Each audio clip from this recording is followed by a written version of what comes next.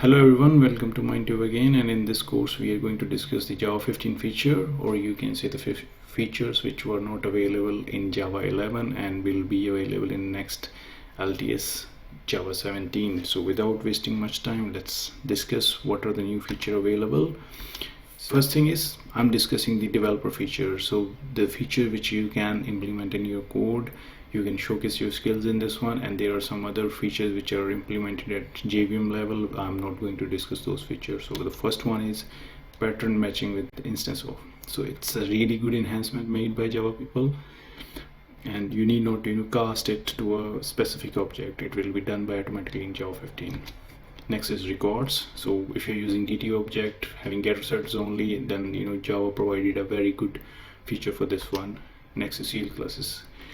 This is the one which is really interesting topic which was covered by Java people. So I was waiting for this feature for a long time, and they finally implemented this one, and I'm really happy that this feature is now available in Java.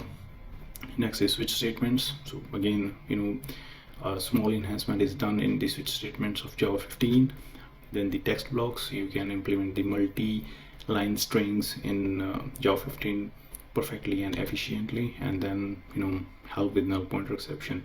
So what was happening before Java 15, that if there is any null pointer exception, you were just getting the line number in stack trace. You are just assuming that this object can be null, and you're not getting a perfect idea which object in that particular line is null.